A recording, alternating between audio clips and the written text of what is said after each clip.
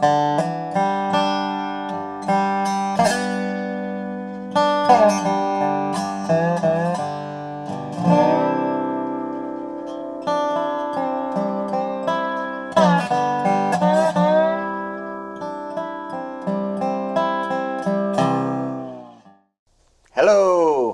my name is Josh Yenne. I'm here with Homespun Music Instruction, and you are watching the first video in hopefully a few videos about the fundamental techniques of playing square neck dobro, or indeed any sort of resonator or any sort of instrument in general where you have it on your lap and you're playing with one of these and you're playing with I am playing my G that's right in tune like it would be on my, guitar, and then I'm playing my B and I got it tuned where it's just nice and in tune, and I got my D just like it was a guitar. So,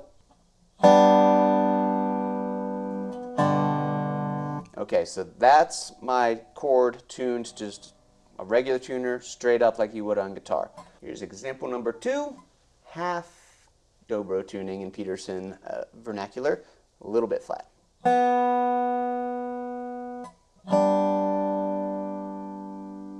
Here's example number 3, dobro tuning full, as Peterson puts it, but the B's a little bit more flat.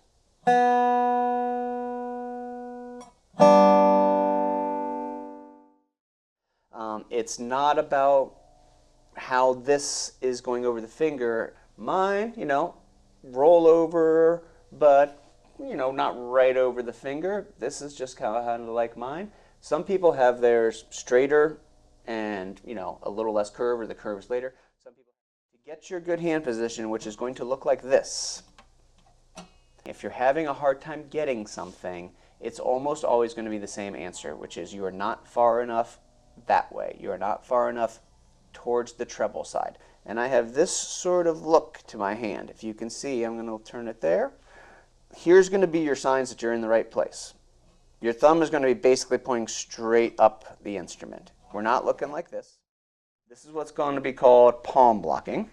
We're engaging the thumb and the fingers a little bit. It's not like we're just pulling up and they happen to be hitting. We are picking them, but as we pick them, we're pulling up. It's going to be this, but we're not going to do it like that because you see I didn't engage my arm and I didn't block any of them. So the real exercise is this. Do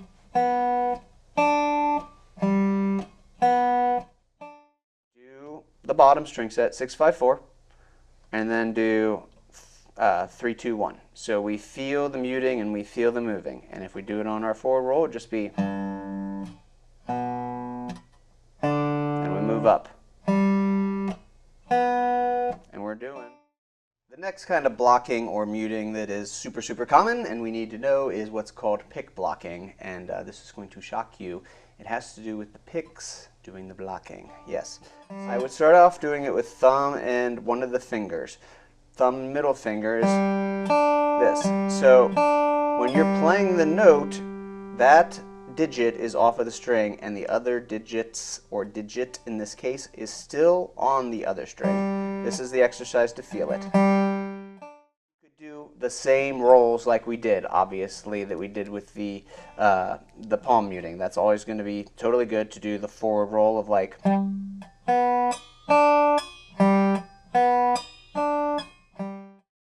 This one is the one that happens with the left hand, and it's really pretty easy actually, but it's not something we can do all the time. So one thing I want to say is, now that we're looking at this, see how I got all this meat behind the bar? You want to have your fingers grabbing as much of the string behind the bar as possible. Instead of 1, 2, 3, let's do 2, 3, 4. We're going to do, just play that. And this is literally it. You play it, and you kind of roll the bar and kind of lift it up a little so that those 1, 2, 4, 1, 2, 3, 4, 1, 2, 3, 4. Here comes the forward. 1, 2, 3, 1, 2, 3, 1, 2.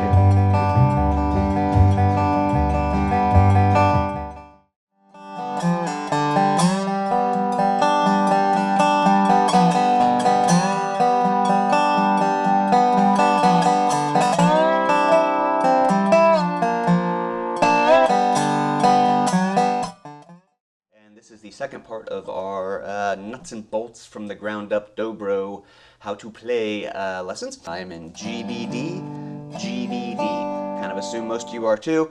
There's a bunch of other tunings. For today, we're just going to stick with our straight open G tuning.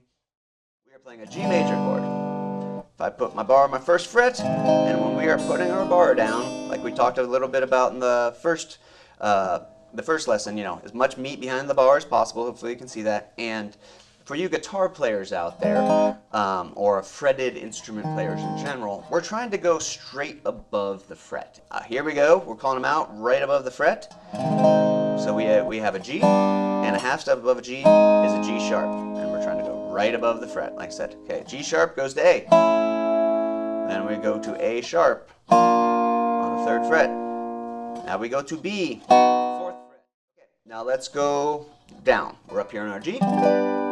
A half step below G is a G flat. So 11th fret G flat. Then we go to A, B, C, D, E, F. We got to kind of come up from the bottom. We have the technique where we can play just one note. We can get the notes that are underneath it and above it and clean. So what we're going to do is we're going to start down here. We're going to play open. Come down on the 2nd fret. Hopefully with that technique, like we just talked about, with getting some meat on, not pushing down too hard. Okay, then we're going to play the open 5th string with our first finger. And then 1st fret with the 1st finger again. Play that note again. Play your root to end and to start. So 5, 4, 2, open, 1. Let's try to do that banjo roll we talked about in video 1, going 1, 2, 3, 1, 2, 3, 1, 2, 1, 2, 1, 2, 3, 1, 2.